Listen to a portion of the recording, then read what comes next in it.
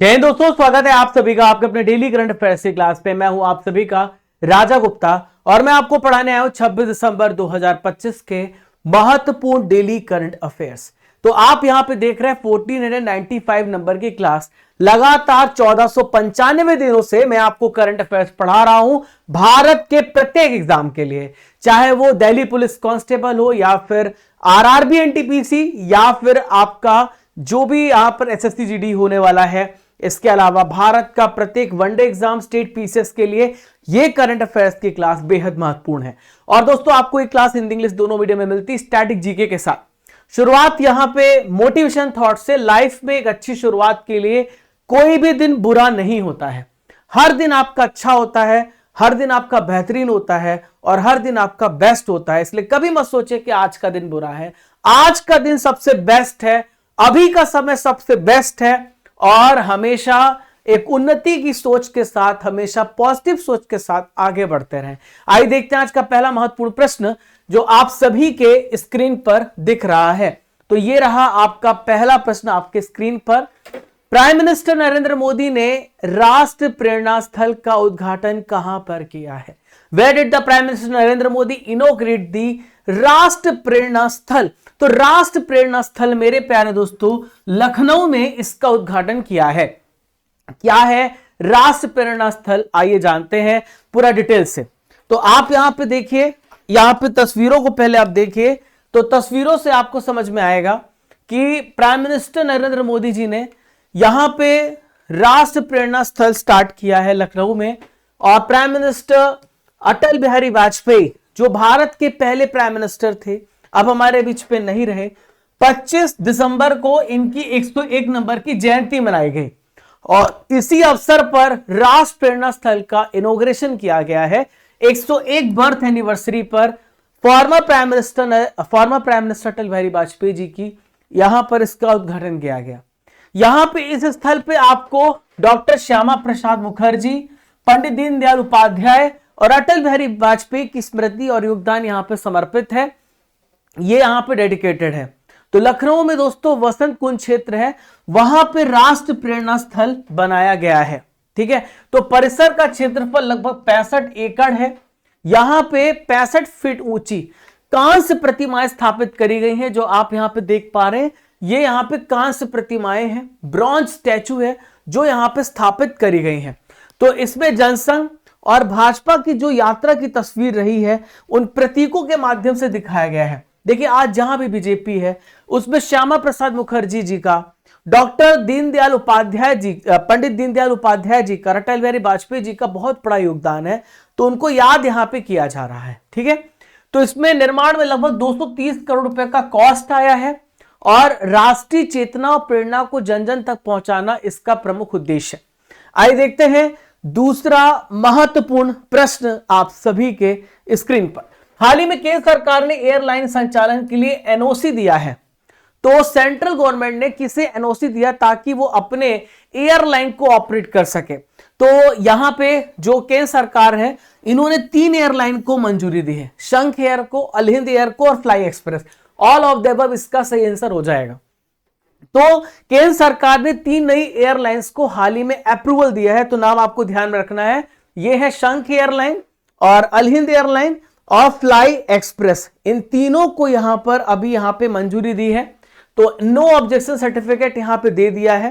और एनओसी मिलने के बाद जो एयरलाइंस है अब ये डीजीसीए से एयर ऑपरेटर परमिट एओपी प्राप्त करेगी और फिर आपको ये सर्विसेज यहां पे देगी। ठीक है, तो यहां पे हम बात करें तो एयर ऑपरेटर परमिट मिलने के बाद ये उड़ाने यहां पे शुरू कर पाएंगी और ज्यादा मार्केट में कंपटीशन आएगा, आपको सस्ती और किफायती दर पर आपको यहां पर एयर सेवाएं मिलेंगी, हर व्यक्ति यहां पे उड़ान भरेगा। शंख एयर की हम बात करें तो 2023 में इसकी स्थापना हुई। श्रवण कुमार विश्वकर्मा इसके संस्थापक हैं। ये एयरलाइन यूपी स्थित शंख एविएशन के द्वारा यहां पे ऑपरेट की जा रही है। तो शंख एयर कंपनी के जो चेयरमैन और एमडी है वो श्रवण कुमार विश्वकर्मा है। तो इसका ध्येयवाक्य वसुदेव कुटुंबकम है और यहां पे मेन आपको सेंटर देखने को मिलेगा लखनऊ और नोएडा। ठीक है, तो यहां पर आप श्रवण कुमार विश्वकर्मा को देख पा रहे हैं। अल हिंद एयर शो की हम बात करें तो 20 सितंबर 2024 को इसकी स्थापना हुई। इसका संचालन का केंद्र केरल है और यहां पर इसके प्रमुख है मोहम्मद हारिस टी। ठीक है। फ्लाई एक्सप्रेस की हम बात करें तो fly express courier and cargo company की एक पब्लिक सर्विस कंपनी है। ठीक है। और हालांकि इसके प्रमुख का जो नाम है वो कोनकाती सुरेश बताया गया है। ठीक है। तो दोस्तों अगला सवाल आप सभी के स्क्रीन पर रहा। तीसरा प्रश्न, अनु गर्ग किस राज्य की पहली महिला सेक्रेटरी हाल ही में बनी है? Anu Garg has become the first women chief secretary of which one of the following state? तो अनु गर्ग जो है उड़ीसा की पहली महिला मुख्य सचिव बनी है, जो उड़ीसा की चीफ मिनिस्टर को यहां पे असिस्ट करेंगी। तो उड़ीसा का नया चीफ सेक्रेटरी आप यहां पे देख पा रहे हैं, इनका नाम अनु गर्ग है और ये she has become the first women chief of secretary of the state. हम बात करें तो 1991 बैच की आईएएस ऑफिसर है और जो भी मुख्य सचिव होता है वो स्टेट का सबसे बड़ा एडमिनिस्ट्रेटिव ऑफिसर होता है, सर्वोच्च प्रशासनिक अधिकारी होता है जो कि चीफ मिनिस्टर को हेल्प करता है। हम बात कर ले उड़ीसा की, तो उड़ीसा की जो लोकेशन है आप यहां पे देखिए उड़ीसा, तो उड़ीसा के ऊपर झारखंड, इधर वेस्ट बंगाल, इधर छत्तीसगढ़ है, इधर आपको आंध्र प्रदेश देखने को मिलेगा। तो 4 राज्यों के साथ उड़ीसा की सीमा यहां पे छूती है और उड़ीसा जो है 1 अप्रैल 1936 को इसका गठन हुआ। भुवनेश्वर इसकी कैपिटल है। मोहन चरण मांझी यहाँ के चीफ मिनिस्टर है और डॉक्टर हरि बाबू कंभमपति इसके राज्यपाल हैं। विधानसभा सीटें 147 है, राज्यसभा सीटें यहाँ पे 10 हैं और लोकसभा सीटें यहाँ पे 21 है। ठीक है। अब मैं आपको सारी फर्स्ट लेडीज के बारे में बताने वाला हूं, प्रथम महिलाओं के बारे में, क्योंकि बात यहां पे प्रथम महिला मुख्य सचिव की आई है, तो मैं आपको और भी बता देता हूं। तो यूक्रेन की पहली महिला प्राइम मिनिस्टर यूलिया स्विरिडेंको बनी है। सोनाली मिश्रा आरपीएफ की पहली महिला डीजी बनी है। प्रिया नायर हिंदुस्तान यूनिलीवर लिमिटेड की पहली महिला सीईओ बनी है। सूरीनाम की पहली महिला राष्ट्रपति जेनिफर गेरलिंग साइमंस है और इंटरनेशनल ओलंपिक कमेटी की पहली महिला अफ्रीकी अध्यक्ष क्रिस्टी कोवेंट्री हैं। भारतीय नौसेना में पहली महिला फाइटर पायलट आस्था पूनिया है। राष्ट्रपति की पहली महिला एडीसी यशस्वी सोलंकी है। ब्लेस मैट्रावेली ब्रिटेन में जो इंटेलिजेंस एजेंसी है MI6 उसकी यहां पे खुफिया हेड बनी है। माउंट एवरेस्ट पर चढ़ने वाली सीएसएफ की पहली महिला अधिकारी गीता समोटा है। दोस्तों मैं आपसे 3 प्रश्न पूछ रहा हूं जिसका आंसर आप सभी को कमेंट बॉक्स पे देना है। ठीक है। आपके सामने प्रश्न है, राष्ट्रपति को शपथ कौन दिलाता है, जापान की करेंसी कौन सी है और इंडियन मिलिट्री एकेडमी कहां पर है? इन तीनों क्वेश्चन का आंसर आप सभी को कमेंट बॉक्स पे देने हैं। चौथा प्रश्न बहुत ही महत्वपूर्ण है आपके लिए। विनोद कुमार शुक्ला का हाल ही में निधन हो गया। किस भाषा के साहित्यकार थे जो अब हमारे बीच में नहीं रहे? तो दोस्तों हिंदी भाषा के साहित्यकार थे और इनको अभी हाल ही में जो भारत का सबसे बड़ा साहित्यिक सम्मान है और विनोद कुमार शुक्ला जी को दिया जा चुका है और ये इनका निधन 23 दिसंबर 2025 में रायपुर में हुआ है और ये 1937 में छत्तीसगढ़ के राजनांदगांव डिस्ट्रिक्ट है, वहां पर इनका जन्म हुआ था। इनका बहुत सारे यहां पर उपन्यास हैं, नौकर की कमीज, एक चुप्पी जगह, खिलेगा तो दिखेंगे, दीवार में एक खिड़की रहती थी। छत्तीसगढ़ के सीनियर साहित्यकार माने जाते हैं, ध्यान में रखिएगा। और ज्ञानपीठ पुरस्कार सबसे बड़ा पुरस्कार है भारत में साहित्य के क्षेत्र का, तो 59 नंबर का ज्ञानपीठ पुरस्कार इनको प्रदान किया गया था 2025 का। तो बहुत ही महत्वपूर्ण है ये करंट अफेयर आपके लिए। अब देखो बात यहां पे निधन की आई है, तो हाल ही में बहुत सारे निधन हुए हैं। मैं आपको पूरे निधन पढ़ा देता हूं जो आपके एग्जाम के लिए बेहद महत्वपूर्ण है। तो भारत के जो विज्ञापन दिग्गज कहे जाते, गुरु कहे जाते, पीयूष पांडे, इनका निधन हो चुका है और ये हमारे बीच पे नहीं रहे। और यहां पर हम बात करें तो भारतीय गायक अभिनेता गायक ऋषभ टंडन नहीं रहे। वरिंदर घूमन का निधन हो गया है। पंजाबी एक्टर बॉडी बिल्डर थे, हार्ट अटैक की वजह से निधन हो गया। पंडित छन्नू लाल मिश्रा का बनारस घराने की गायक से इनका संबंध है और इनका निधन हो चुका है। एक एग्रीकल्चर साइंटिस्ट है सुबन्ना अयप्पन। खगोल वैज्ञानिक है जैन नरलीकर। साजी एन करुण प्रसिद्ध मलयालम फिल्म निर्माता है जो अब हमारे बीच में नहीं रहे। इसरो के पूर्व प्रमुख रहे कृष्णा स्वामी कस्तूरी रंगन का निधन हो चुका है। कुमुदिनी लाखिया कथक नृत्यांगना है। दिग्गज अभिनेता मनोज कुमार का हाल ही में निधन हो चुका है, ये अब हमारे बीच पे नहीं रहे और इन सभी का निधन हो चुका है। बात करेंगे प्रश्न नंबर 5 की जो आपके स्क्रीन पर दिख रहा है। डीआरडीओ ने किस मिसाइल के परीक्षण के सफलता पूर्वक इसे यहां पे ट्रायल पूरा कर लिया है? तो डीआरडीओ ने आकाश एनजी, इसका सही आंसर ए हो जाएगा। आकाश एनजी का सफलता पूर्वक यहां पे परीक्षण पूरा कर लिया है। तो नेक्स्ट जनरेशन की जो आकाश मिसाइल प्रणाली है डीआरडीओ ने सक्सेसफुली इसको यहां पे पूरा कर लिया है। तो उस मिसाइल ने अलग अलग दूरी ऊंचाई पर हवाई लक्ष्यों को भेदा है, टारगेट किया है परीक्षण में। तो जो परीक्षण स्थल है वो है integrated test range ITR Chandipur Orissa, जहां पे टेस्टिंग हुई है। तो मिसाइल की वास्तविक क्षमता का इसमें मूल्यांकन होता है, यहां पर इसका मेन उद्देश्य यही था। तो आकाश NG एक सतह से हवा में मार करने वाली मिसाइल है, और जो कि रेंज है इसका 18 किलोमीटर हाइट है, रेंज 30 से 80 किलोमीटर तक ये जा सकती है। इसकी हाइट और रेंज आपसे पूछ जा सकती है। अब मैं आपको भारत की बहुत सारी मिसाइल और इनकी रेंज बता रहा हूं जो आपके एग्जाम के लिए बहुत इंपॉर्टेंट है। तो अग्नि-1 जो है सरफेस बैलिस्टिक मिसाइल है, जिसकी रेंज 700 से 1200 किलोमीटर। अग्नि-2 बोलूंगा तो 2000 से रेंज स्टार्ट हो जाएगी। अग्नि-3 बोलूंगा तो 3000 से रेंज स्टार्ट हो जाएगी 5000 तक। 4 बोलूंगा तो 4000 किलोमीटर इसकी रेंज है। Agni five intercontinental ballistic missile है, जिसकी रेंज 5000 से भी ऊपर है। Prithvi one surface to surface ballistic missile. देखो बैलिस्टिक मिसाइल क्या होती है, ये एक बार इस प्रकार से ऊपर जाती है पैराबोलिक पाथ लेकर, फिर यहां पे टारगेट हिट करती है, इसको बैलिस्टिक मिसाइल कहते हैं।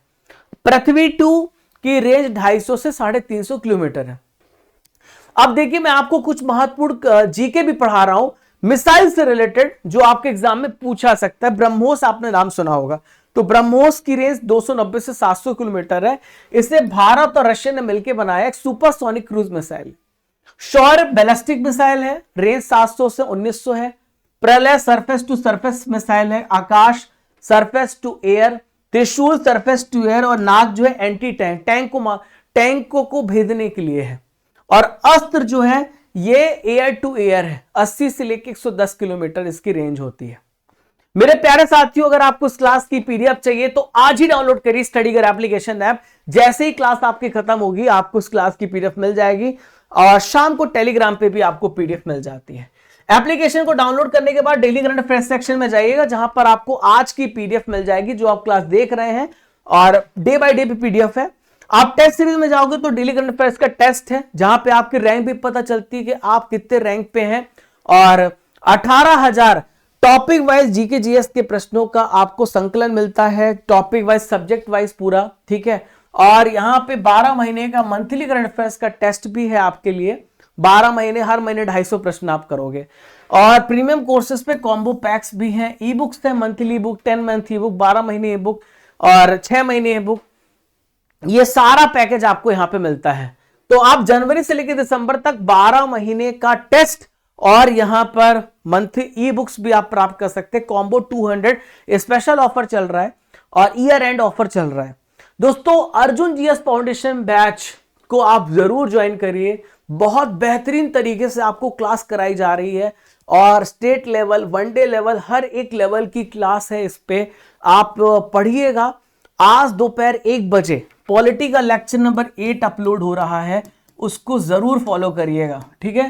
तो पॉलिटी का लेक्चर नंबर 8 आर्टिकल नंबर हम यहाँ पे 238 से लेके 307 आर्टिकल पढ़ेंगे। पॉलिटी का लेक्चर हम पढ़ रहे हैं, पॉलिटी को खत्म करेंगे, हिस्ट्री भी पैरेलली स्टार्ट कर देंगे। तो ईयर एंड 500 कूपन कोड का यूज करेगा। 799 में आपको बैच मिलेगा। 11 विषय आप यहाँ पे पढ़ोगे, 1000 plus videos, 18,000 topic wise test series free है, 12 महीने की monthly current affair test free है, और 12 महीने की मंथली ई बुक इस पैकेज के साथ फ्री ऑफ कॉस्ट है। तो आज ही एनरोल करें। ईयर एंड ऑफर है, आपको 500 रुपए का डिस्काउंट मिल रहा है। Year end 500 coupon code use करिएगा, ठीक है। अब देखिए यहां पर क्वेश्चन नंबर 6 पे आ जाते हैं। हाल ही में भारतीय नौसेना ने किस डीजल इलेक्ट्रिक पनडुब्बी से सेवा मुक्त कर दिया है? Which diesel electric submarine has been decommissioned by the Indian navy recently. तो डीजल इलेक्ट्रिक सबमरीन है, उसको यहां पे डीकमीशन किया है। इसका नाम है INS सिंधु घोष। डी सही आंसर हो जाएगा, ठीक है। तो INS सिंधु घोष को भारतीय नौसेना ने ऑफिशियल तौर पर डीकमीशन कर दिया है। देखो जिस प्रकार से ऑफिसर कमीशन होते हैं और डीकमीशन होते हैं, उसी प्रकार से ये बड़े बड़े जो हमारे यहां पर नेवी शिप्स हैं, ये भी कमीशन डीकमीशन होती हैं। तो 1985 में भारतीय नौसेना में इंडक्ट हुई थी, अभी रिटायर हो चुकी है। डीकमीशन मतलब रिटायर हो चुकी है, इसका काम पूरी तरीके से खत्म हो चुका है। डीजल और इलेक्ट्रिक से चलती थी पनडुब्बी, इसे रशिया से हमने खरीदा था, यह भी पूछा सकता है। तो सिंधु घोष श्रेणी की पहली पनडुब्बी है ये, और इसका जो मेन काम है मैरीटाइम सिक्योरिटी देना और निगरानी के लिए इसका इस्तेमाल होता है। क्वेश्चन नंबर 7 देखते हैं, Subansiri lower hydro electric project किस नदी पर स्थित है जिससे यूनिट 2 हाल ही में शुरू की गई है? तो सुबनसिरी एक लोअर हाइड्रो इलेक्ट्रिक प्रोजेक्ट जो है ये सुबनसिरी नदी पर है। कहां पर है? सुबनसिरी रिवर पर ये लोकेटेड है और यहां पर 250 मेगावाट की यूनिट 2 यहां पे स्टार्ट हुई है। टोटल इसकी परियोजना क्षमता 2000 मेगावाट की है। तो 250 मेगावाट की 8 यूनिट है, जब आप मल्टीप्लाई करेंगे तो 2000 मेगावाट हो जाएगा।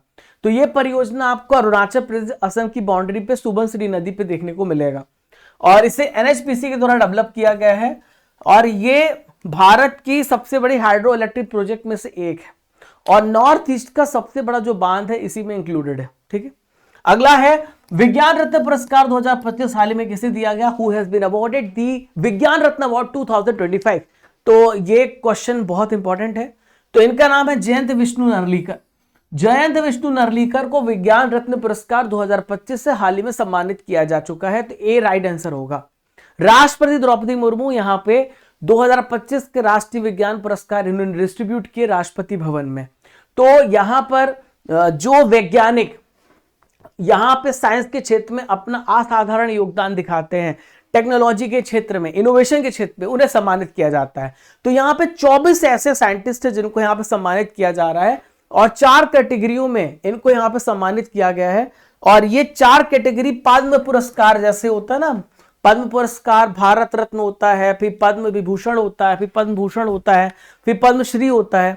उसी प्रकार से जो सबसे बड़ा अवार्ड होता है इन श्रेणियों में वो विज्ञान रत्न है, फिर विज्ञान श्री है, फिर विज्ञान युवा है, फिर विज्ञान टीम पुरस्कार है। तो 4 प्रकार से हैं और इसकी शुरुआत 2023 से हुई है नेशनल साइंस अवार्ड्स की। तो विज्ञान रत्न पुरस्कार प्रोफेसर जयंत विष्णु नर्लिकर को मिला है जो कि एस्ट्रोफिजिस्ट हैं, खगोल भौतिक विज्ञानी है। विज्ञान श्री पुरस्कार 8 वैज्ञानिकों को मिला है। ज्ञानेंद्र प्रताप सिंह, यूसुफ मोहम्मद शेख, प्रदीप थपलील, अनिरुद्ध बालचंद पंडित, वेंकटा मोहन, महान एमजे और JNN चंद्रयान 3 टीम से संबंधित हैं। ठीक है, अब बात करें तो विज्ञान युवा पुरस्कार इस बार 14 युवा वैज्ञानिकों को यहां पे मिला है, जो आपको जानना बहुत ज्यादा महत्वपूर्ण नहीं है। और विज्ञान टीम पुरस्कार जरूर जान लीजिए, CSIR अरोमा मिशन को प्रदान किया गया है। तो अरोमा मिशन के तहत ये जो एरोमेटिक फसलों के माध्यम से लोगों की आजीविका में बदलाव लाना, यानी कि उनकी इनकम को बढ़ाने में इसका बहुत बड़ा योगदान रहा है। तो CSIR अरोमा मिशन को यहां पे विज्ञान टीम पुरस्कार मिला है। अगला है धनु यात्रा उत्सव का आयोजन उड़ीसा के किस शहर में हाल ही में हुआ है? धनु यात्रा उत्सव has been organized in which one of the following place? तो दोस्तों उड़ीसा में जगह है बारगढ़, उड़ीसा में जगह है बारगढ़, वहां पे धनु यात्रा फेस्टिवल ऑर्गेनाइज किया गया। तो उड़ीसा के बारगढ़ में हुआ है। विश्व का सबसे बड़े खुले मंच का नाट्य उत्सव है, world's largest open stage theatre festival है जो लगभग 11 डेज तक चलता है। ठीक है, और भगवान कृष्ण के जन्म से लेकर के कंस वध तक इसमें जो कथा होती है, जो यहाँ पर फोक होती है, वो यहाँ पे बताई जाती है, यहाँ पे मंचन किया जाता है। तो उड़ीसा सरकार ने आयोजन के लिए 1 करोड़ रुपए यहाँ पे हेल्प भी करी है। 2025 के बहुत सारे फेस्टिवल हैं जो आपको पता होने चाहिए, आपके एग्जाम में आ सकते हैं।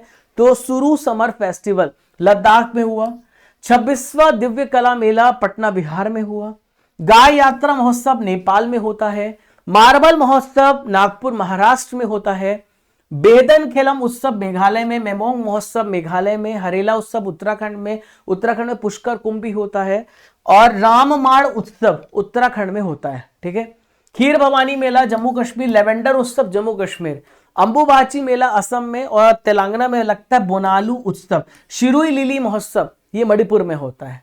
तो आपने इतने सारे फेस्टिवल पढ़े जो आपके एग्जाम में आ सकते हैं, मैंने पूरा आपको रिवाइज करा दिया है।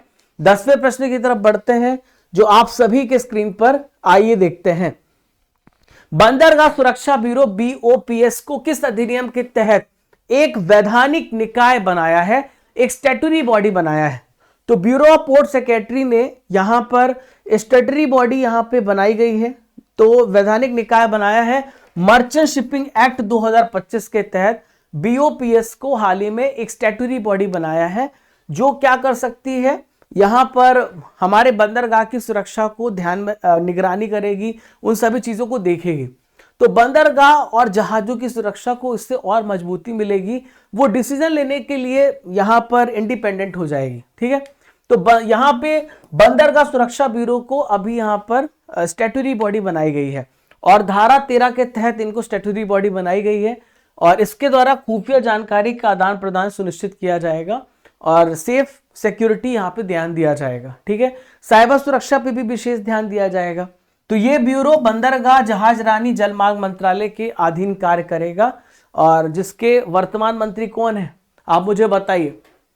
तो यहाँ पर कौन है बताइए, बंदरगाह जहाजरानी और जलमार्ग मंत्रालय के मंत्री कौन है, कमेंट बॉक्स पे आप मुझे बताएं। ठीक है, क्वेश्चन 11 देखते हैं। भारतीय रेलवे ने वन्य जीवों की सुरक्षा के लिए कौन सी तकनीक हाल ही में अपनाई है, कौन सी टेक्नोलॉजी इंडियन रेलवे ने अप्लाई है वाइल्ड लाइफ के प्रोडक्शन के लिए। तो एआई बेस्ड टेक्निक है, डीएएस या फिर इंट्रूजन डिटेक्शन सिस्टम के माध्यम से यहां पर वन्य जीवों की सुरक्षा का ध्यान रखा जाएगा। तो भारतीय रेलवे ने पटरियों के किनारे जो वाइल्ड लाइफ है, वन्य जीव है, उनकी हाथियों की सुरक्षा के लिए एआई बेस्ड यहां पे एआई बेस्ड मॉनिटरिंग सिस्टम को लगाया है। ठीक है, तो ये क्या करेगा कि जो जानवर हैं उनकी मौजूदगी का पता लगा करके ये ट्रेन के जो यहाँ पे ड्राइवर है कंट्रोल रूम को जानकारी देता रहेगा कि जो जानवर हैं पटरियों के आसपास हैं, पहले से सूचित कर देगा। इसे कहते हैं डिस्ट्रीब्यूटेड एक्वास्टिक सेंसर, डीएएस टेक्निक पर ही काम करता है। हाथी और अन्य जानवरों की गतिविधि की पहचान करता है। तो यहाँ पे थोड़ी बहुत भी जो आवाज आएगी वो सेंस करके मैसेज कर देगा। ठीक है, तो जानवरों की मौजूदगी का पता चल जाएगा, loco pilot, station master, control room सबको अलर्ट भेज देगा और इससे हम यहाँ पे जानवरों की सुरक्षा का ध्यान रखेंगे। ठीक है दोस्तों, आज का आखिरी महत्वपूर्ण करंट अफेयर आप सभी के स्क्रीन पर रहा। भारत में वीर बाल दिवस कब मनाया जाता है, भारत में वीर बाल दिवस कब सेलिब्रेट किया जाता है। तो दोस्तों आज 26 दिसंबर है और 26 दिसंबर को वीर बाल दिवस मनाया जाता है। कल 25 दिसंबर था, तो कल मनाया था हम लोगों ने सुशासन दिवस और कल हमने मनाया था क्रिसमस डे। 24 दिसंबर को मनाते राष्ट्रीय उपभोक्ता संरक्षण दिवस और 23 दिसंबर को मनाते हैं राष्ट्रीय किसान दिवस। ठीक है, किसानों के लिए। ठीक है, तो चौधरी चरण जी की याद पर। अब हम बात करते हैं कि 26 दिसंबर को वीर बाल दिवस क्यों मनाते हैं। तो आप यहां पे देख पा रहे हो, ये दो बेटे हैं, बाबा जोरावर सिंह और बाबा फतेह सिंह। इनकी शहादत को यहाँ पे सम्मान दिया जाता है, इसलिए यहाँ पे ये दिवस मनाया जाता है। ये दोनों बेटे गुरु गोविंद सिंह जी के थे। तो साहिबजादा जोरावर सिंह और साहिबजादा फतेह सिंह ये जो थे सरहिंद के गवर्नर वजीर खान ने इनको यहाँ पे कैद किया था। इमेज में तस्वीर में आप देख सकते हैं। तो जोरावर सिंह जो थे केवल 6 साल के थे और साहिबजादा फतेह सिंह केवल 8 साल के थे। तो इनको जबरन इस्लाम धर्म कबूल करने के लिए बोला गया, तो इन्होंने धर्म को बदलने से, एक्सेप्ट करने से इनकार कर दिया, रिफ्यूज कर दिया कि वो अपना रिलीजन यहाँ पे नहीं बदलेंगे। इतनी कम उम्र में ये बच्चों ने बहादुरी दिखाई, इसीलिए वीर बाल दिवस मनाया जाता है। अब हुआ क्या कि 26 दिसंबर 1704 को यहाँ पे इन दोनों को दीवार में, आपने देखा भी होगा अगर आपने मूवी देखी होगी। ठीक है, अकबर कौन सी मूवी थी, मुगले आजम, सॉरी। तो उसमें दीवार पे यहाँ पे चिनवा दिया जाता था, जिंदा दीवार पे पूरा वहां पे चिनवा दिया गया। आप यहाँ पे इमेज में देखो, तो भी ये बिल्कुल डरे नहीं। ठीक है, तो इनकी बहादुरी को याद किया जाता है। तो प्राइम मिनिस्टर नरेंद्र मोदी जी ने कहा कि 9 जनवरी 2022 को यहाँ पे घोषणा करी कि हम 26 दिसंबर को वीर बाल दिवस मनाएंगे। ठीक है, तो डियर स्टूडेंट्स, आपने 12 महत्वपूर्ण करंट अफेयर को बहुत ही शानदार तरीके से पढ़ा है। अब बारी है यहाँ पे ट्रिपल आर की, जहां पे पुराने महीनों के करंट अफेयर्स का बेहतरीन तरीके से रिवीजन करेंगे। तो कमेंट बॉक्स पे आप शुरू हो जाइए, बताइए कितने प्रश्नों के उत्तर आप सही कर रहे हो। हेलीगुबी ज्वालामुखी किस देश में, जिसमें 12,000 साल बाद विस्फोट हुआ है। तो इथोपिया में ही है, सी राइट आंसर हो जाएगा। अयोध्या राम मंदिर के शिखर पे ध्वजारोहण किसने किया है। तो यहां पे प्राइम मिनिस्टर नरेंद्र मोदी और आरएसएस प्रमुख मोहन भागवत ने। महिला कबड्डी वर्ल्ड कप 2025 को किसने जीता है। तो भारत ने महिला कबड्डी वर्ल्ड कप को जीत लिया है। असैन्य अभ्यास सूर्य किरण का आयोजन किन देशों के बीच में होता है। तो भारत और नेपाल के बीच में सूर्य किरण अभ्यास होता है। ठीक है, पंजाब सरकार ने किन 3 शहरों को पवित्र शहर का दर्जा दिया है। तो अमृतसर, तलवंडी साबो, आनंदपुर साहिब को यहाँ पे होली सिटी का दर्जा मिला है। भारतीय सेना ने पहली बार किस विदेशी मिशन के शहीदों को ऑफिशियल श्रद्धांजलि देने का निर्णय लिया है? तो इसे कहते हैं ऑपरेशन पवन। क्या बोलते हैं इसको? ऑपरेशन पवन बोलते हैं। ठीक है, अगला है सवाल। अगला है महिलाओं के विरुद्ध हिंसा उन्मूलन का अंतर्राष्ट्रीय दिवस कब मनाया जाता है? तो 25 नवंबर को मनाया जाता है। पीएम मोदी ने 5 जन संघ स्मारक का उद्घाटन कहां किया? तो कुरुक्षेत्र में इसका उद्घाटन किया है। लोकनायक फाउंडेशन एलएनएफ साहित्य पुरस्कार 2025 किसे दिया गया है? तो वेलामाला सिमन्ना को अवार्ड मिला है। छठे अंतरराष्ट्रीय सस्य विज्ञान कांग्रेस का शुभारंभ किसने किया है? तो शिवराज सिंह चौहान ने किया। भारत के वर्तमान कृषि मंत्री हैं ये। ठीक है दोस्तों, अब हम यहाँ पे कल के महत्वपूर्ण करंट अफेयर्स का करेंगे टेस्ट। जो आपने कल पढ़े हैं उन सभी का करंट अफेयर्स का टेस्ट करेंगे। देखते हैं कितने प्रश्न सही कर पाते हैं। तो 3 साल का निरंतर रोलिंग बजट लागू करने वाला पहला स्टेट कौन सा है? तो ये मध्य प्रदेश है। अगला है, इसरो ने ब्लूबर्ड ब्लॉक 2 सैटेलाइट किस रॉकेट से लॉन्च किया है? तो इसका नाम है LVM-3M6। अगला है, हाल ही में लॉन्च की गई सनातन संस्कृति की अटल दृष्टि पुस्तक के लेखक कौन है? तो वासुदेव देवनानी है। अगला है, भारतीय तटरक्षक बल ने कौन सा प्रदूषण नियंत्रण पोस्ट शामिल किया है? तो इसका नाम है समुद्र प्रताप। बी राइट आंसर होगा। भारत ने श्रीलंका को चक्रवात दितवा को प्रभावित क्षेत्रों के लिए कितने डॉलर का सहायता पैकेज दिया है? $450 मिलियन का। सी राइट आंसर होगा। केंद्रीय कोयला एवं खान मंत्री जी किशन रेड्डी ने किस संस्थान में सेंटर ऑफ एक्सीलेंस का उद्घाटन किया है? तो IIT ISM धनबाद में इसका उद्घाटन किया है। दुनिया की पहली AI लैब असिस्टेंट LA प्रणाली किस संस्थान ने डेवलप करी है? तो इसको यहां पे किसने डेवलप किया? IIT दिल्ली ने डेवलप किया है। ग्लोबल फूड सिटी रैंकिंग 2025-26 में पहला स्थान किस शहर को मिला है? तो फर्स्ट पोजीशन मिला है नेपल्स इटली को। ए राइट आंसर होगा। सुशासन दिवस कब मनाया जाता है? तो फ्रेंड्स, सुशासन दिवस मनाते हैं 25 दिसंबर को हम मनाते हैं अटल बिहारी वाजपेयी जी की याद में। लिस्ट ए क्रिकेट में शतक लगाने वाले दुनिया के सबसे युवा खिलाड़ी कौन है? तो इनका नाम है वैभव सूर्यवंशी। दोस्तों, ल्यूसेंट जीके के प्रश्नों को डिस्कस करेंगे। जो प्रश्न आपके एग्जाम में पूछे जा चुके हैं। भारत में सितार के उस्ताद, सितार मैस्ट्रो के रूप में किसे जाना जाता है? तो पंडित रविशंकर को यहां पे जाना जाता है।